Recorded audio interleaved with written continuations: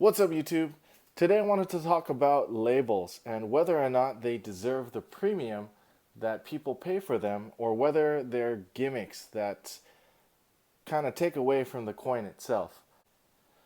Recently, I've had some discussions on some internet forums about the use of the term early release or first strike. And my thoughts are that the term early release or first releases are accurate because it talks about the release of the coin and not the actual strike. Where PCGS, I don't agree with the term because it does say first strike, which can't be proven. NGC has a separate designation for numbered first struck, which is backed up by documentation from the mint. So in this case, in order to get a early release or first release designation, you just need to send it in within the first 30 days.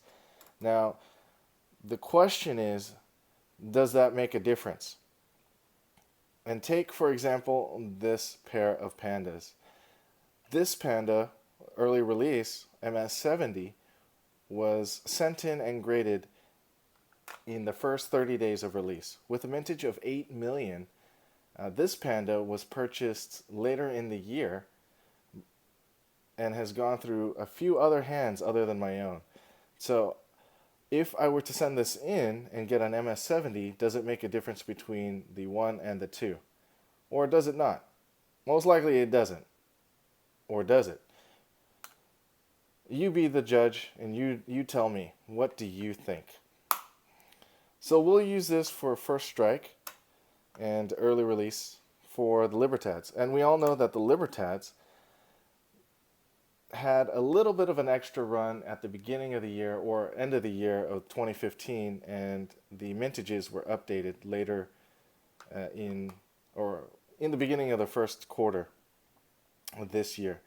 So does it make sense to designate a run early release when it's released within the first 30 days? I would say so. And I'll use another example, which is the Queen's Beast. Now, I wasn't able to get this in time for the early release designation, but I do think it would have been nice if I could have sent this in and received an early release, because by all means it actually is an early release, and the next batch that's coming out should be due at the end of the month, which may grade better, may grade the same, or may grade worse. But you never know. It costs an extra $15 to get this label, which which does make these costs a little more than a plain label, like this brown label. So the cost between the blue and the brown label is pretty much the same, but when you add the early release, then it costs $15 more. And when you add a special label, like in this case a silver foil, it's another $15. So if I wanted to go for this panda in a panda label with early release, which I couldn't because it's 1984, but just saying, then I would have to pay 15 plus 15 plus 17, which brings the grading cost alone to about $40. And for small submitters like myself, we would never be able to justify the cost of such a submission. So that would never happen.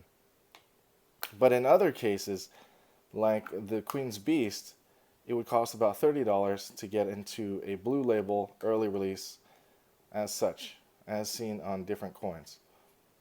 And this would make sense if there was a good enough premium attached to it. And in this case, it is. I think it would be warranted because the first production run is several months apart from the second batch that hasn't even arrived yet, and it's been about 60 days since the sellout of the other one. So let me know what you think in the comment section below about labels.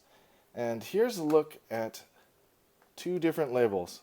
You might have noticed that the NGC labels have been updated, and I was told this is to fit more room on the label. You can see that the label is actually physically bigger so that they can fit more information on the label. This gives them more room to add a little bit more text, which might be because they might have in store some extra text they want to add.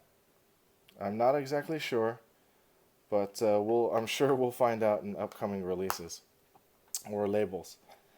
One other designation, DPL, does it make a difference between a coin that is deep? Is the term DPL justified then, where it's deep proof-like? So it's one of those things, do you trust the third-party grader for all the labels that they have, or is it just another marketing gimmick? In this case, it's deep proof-like. And in this one, I got the nice bald eagle, which I actually got this coin from Hi-Ho. And actually, I got these two from Hi-Ho Silver when he was first. Do these coins, are they more valuable than the regular counterpart parts? Or are they the same? These were minted in something like 45 million.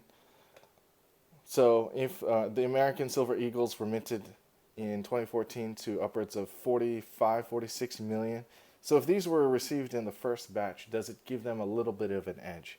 Would you pay a little bit of an edge? Do you think it deserves an early release? Even if you wouldn't pay for an early release, would it be nice to know that it was actually one of the first coins to be sold from the mint? Let me know what you think in the comment section below. And if you like this video, go ahead and hit that thumbs up. And if you haven't already, hit the subscribe button. Thanks for watching.